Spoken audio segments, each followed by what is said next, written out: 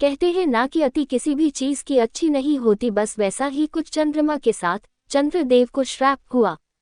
कहने को तो चंद्रमा एक देवता है जो पृथ्वी को शीतलता प्रदान करते हैं, लेकिन उनके द्वारा भी कुछ ऐसी गलती हुई जिसका भुगतान उनको आज तक करना पड़ रहा। Why did Daksh cursed moon in Hindi है। ये कथा चंद्रमा की राजा दक्ष की 27 पुत्रियों के साथ जुड़ी हुई Chandradev love story in Hindi है।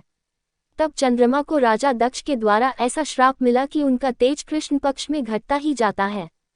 आज हम आपको चंद्रमा व रोहिणी की कहानी के बारे में विस्तार से बताएंगे। राजा दक्ष वही है जिनकी एक पुत्री का नाम सती था। सती को महादेव की पत्नी होने का गौरव प्राप्त हुआ था, लेकिन अपने पिता के द्वारा शिव का अपमान करने पर उन्होंने आत्मदाह कर लिया था। उन्हीं राजा दक्ष की 27 पुत्रियों का विवाह चंद्रमा के साथ हुआ था।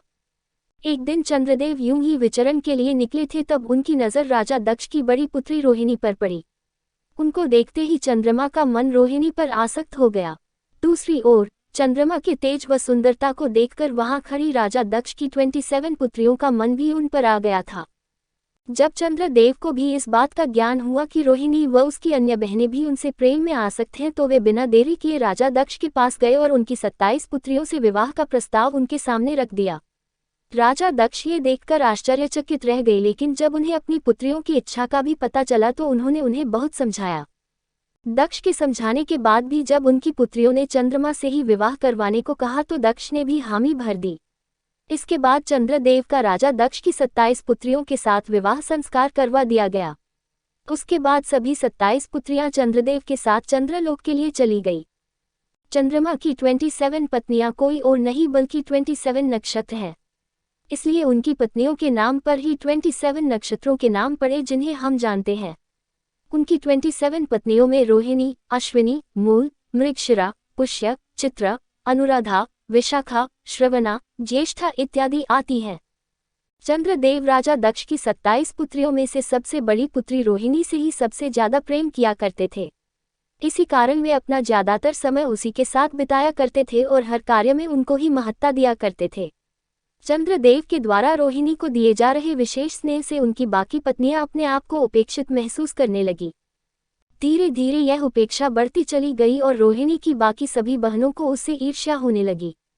चंद्रमा के द्वारा उनके साथ किया जा रहा ये व्यवहार उन्हें सहन नहीं हुआ और वे सभी पुनः अपने पिता राजा दक्ष के पास चली गई। राजा दक्ष अपनी सभी पुत्रियों के इस प्रकार अचानक आगमन से चौंक गए और उनसे इसका कारण पूछा। तब सभी ने अपने पिता के सामने पूरी बात बेझिझक बता दी और इसका समाधान निकालने को कहा। ये सुनकर राजा दक्ष चंद्रमा से मिलने गए और उन्हें ऐसा ना करने की सलाह दी। चंद्रमा ने दक्ष की बातों को ध्यानपूर्वक सुना और आगे से ऐसा ना करने को कहा, लेकिन फिर भी उन्होंने रोहिणी के प्रति अपने विशेष स्नेह को नहीं छोड़ा। जब राजा दक्ष को चंद्रमा के द्वारा अपनी बात की अवहेलना किए जाने के बारे में पता चला तो वे अत्यंत क्रोधित हो उठे। उसी क्रोध में उन्होंने चंद्रमा को श्राप दिया कि तुम्हें अपने जिस रंग, रूप और तेज पर इतना अभिमान है वह अब नहीं रहेगा। राजा दक्ष के द्वारा चंद्रमा को क्षय रोग से पीड़ित रहने का श्राप मिला, जिस कारण चंद्रमा का तेज हमेशा के लिए चला गया। अब चंद्रदेव के पास ना तो सुंदरता बची थी और ना ही पहले जैसा तेज। जब बाकी देवी देवताओं को राजा दक्ष के द्वारा चंद्रदेव को दिए गए श्राप का ज्ञान हुआ तो उन्हें चिंता होने लगी। बिना चंद्रदेव के तेज के पृथ्वी पर संकट उत्पन्न हो जाता। इसलिए वे सभी भगवान ब्रह्मा के पास गए और इसका कुछ उपाय बताने को कहा। भगवान ब्रह्मा ने चंद्रदेव को बताया कि उन्हें क्षय रोग से मुक्ति केवल भगवान शिव ही दे सकते हैं। इसलिए उन्हें शिव की तपस्या करनी चाहिए और उनकी प्रसन्नता के उपाय करने चाहिए। इसके लिए उन्होंने एक शिवलिंग की स्थापना करने को भी कहा। मान्यता है कि 12 ज्योतिर्लिंग में सर्वप्रथम ज्योतिर्लिंग सोमनाथ की स्थापना चंद्रदेव के द्वारा ही की गई थी। भगवान शिव को प्रसन्न करने के लिए उन्होंने ही गुजरात में सोमनाथ ज्योतिर्लिंग की स्थापना की थी।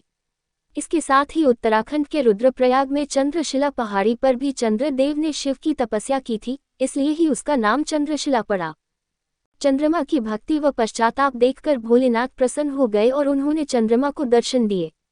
उन्होंने चंद्रमा से कहा कि चूंकि वे राजा दक्ष के द्वारा दिए गए श्राप को पूर्णतया विफल तो नहीं कर सकते, लेकिन वे इसके प्रभाव को अवश्य ही कम कर सकते हैं।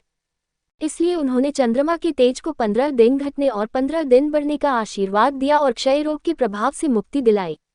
इसी कारण आज तक कृष्ण पक्ष में चंद्रमा का तेज लगातार 15 दिनों तक घटता जाता है और अमावस्या को ये तेज पूर्णतया समाप्त हो जाता है और फिर शुक्ल पक्ष में ये तेज 15 दिनों तक बढ़ता जाता है और पूर्णिमा के दिन अपने शिखर पर होता है। इसके साथ ही भगवान शिव ने चंद्रमा को अपनी जटाओं में धारण कर उनके मान सम्मान में वृद्धि की। उसके बाद से ही भगवान शिव हमेशा अपनी जटाओं में मां गंगा के साथ साथ चंद्रदेव को भी धारण किए रहते हैं।